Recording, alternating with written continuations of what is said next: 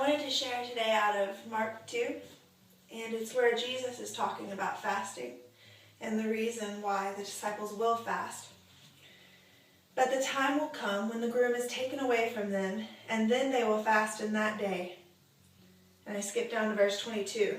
And no one puts new wine into old wineskins. Otherwise the wine will burst the skins, and the wine is lost as well as the skins. But new wine is for fresh wineskins. And I wanted to talk to something kind of weird, but you always apply the word and what you're reading to your life.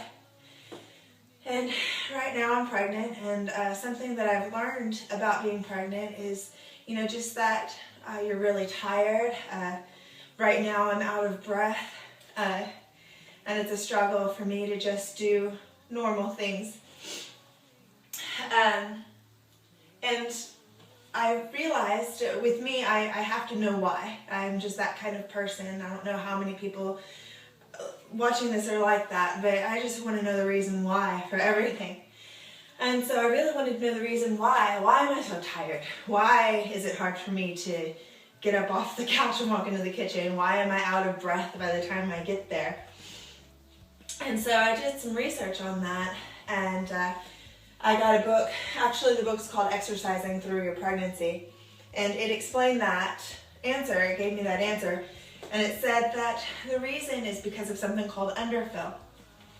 And underfill is where you have a low supply of blood. And the reason that this happens, the first 3 months, your circulatory system is actually being expanded. It's being increased in capacity. Your circulatory system is your system that carries all your blood. Your blood, goes throughout your body and pumps through your heart, throughout your body, and it carries nutrients and everything that you need.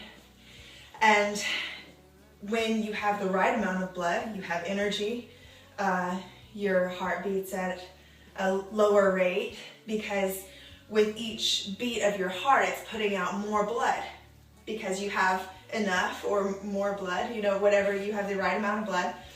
So when your heart beats, it sends out an amount of blood to all of your body. Well, if your circulatory system is larger, your body acts in a way that like it has less blood than it needs. And actually your circulatory system expands to 40% larger. Sometimes your circulatory system will grow in that much, by 40%. So actually your body is feeling underfilled by 40%. It's acting like it has 40% less blood than it needs, which is why your heart rate beats much faster, just doing normal things, and which is why you get out of breath easier, because if you think of a person that's hemorrhaging or a person that has lost a lot of blood, they lose their breath easy. They get very weak, because blood can't take the nutrients quickly enough to your muscles and to your lungs and to everywhere that it goes, because there's just not enough blood. Your system is too large and it doesn't have enough. So that explained a lot of questions, and it gave me a lot of answers as to why when I'm running at a slower pace seems harder for me. And it definitely provided the answer for that. But I wondered how this applies. I'm going to tie it back into Mark 2, where Jesus says they'll fast when I'm taken away. And he talks about new wineskins and new wine.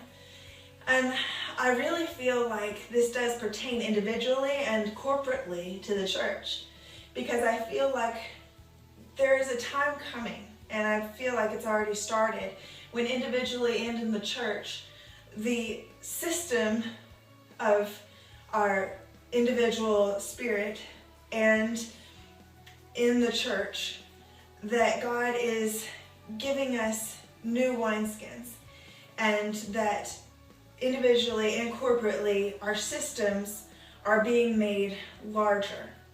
Because it talks about in Joel 2 that there will be a time in the end times where God will pour out his Spirit on all flesh. And And there will be great revival. There will be visions, dreams, miracles, such as the church saw in the book of Acts. Acts will be a foreshadowing of what is to come and what will happen throughout the earth worldwide. And I mean, for example, in Acts, when Peter walked, his shadow healed people. When they prayed and they got together and prayed, visitations happened. Angelic visitations were so normal that they thought they mistook Paul's angel for Paul because they were so familiar with angelic interactions. And so the outpouring that will happen on all flesh, whereas in Acts 2 it's just a small portion of people, you will see, I mean, what kind of system will be able to handle that filling that is going to happen. So if it happens in the physical, where our system acts in an underfilled way when our capacity is increased, then how will our system in the church, individually and corporately, behave when it is in that underfilled state? When we're still waiting on the return of Christ, we're still waiting on the outpouring of the Spirit, but we are in an expectant phase in history. I mean, right now, any day, if you look at the things that are happening, this outpouring and great revival could happen. I mean, the scene is already being set up where the darkness is getting darker and the light is getting brighter. And this is happening in our country and all around the world. And I just really feel that we're even at the beginning of an underfilled state. And if you look at church, and if you've been to church lately, it's weak right now. And we're operating in weakness.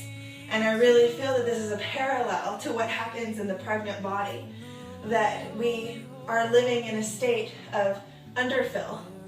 But one day, same thing that happens in the second trimester, that rush of blood is produced and you have 40% more blood. And I thought something that was interesting in my Exercising Throughout Your Pregnancy book, it talks about if you exercise actually will increase your volume of blood. So it can actually decrease the symptoms that you have and the intensity of them so that you don't feel as much fatigue and you don't get out of breath as easy, and you still feel the pain of underfill, but it can ease the symptoms. And I think that this is the same in the Spirit, that we can, during this time of underfill and during this time of weakness and lack of revival and lack of power, we can call on the Lord through prayer and through fasting and be strengthened by Him during this time. And even though individually and corporately we may still be walking in an underfilled state, waiting on the pouring out of the Spirit, I still believe that during that time we can ease the symptoms of underfill and we can have less spiritual fatigue and more energy to do God's work, and we can be breathing easier through prayer and fasting, meditation on His Word, and really just focusing on eating and breathing His Word and His presence in our lives and making that the focus, our heart's focus during this time while we wait for our bridegroom to return and for His power to come. So that was just a neat parallel that I saw with pregnancy and in His Word in the book of Mark. And so I wanted to share that.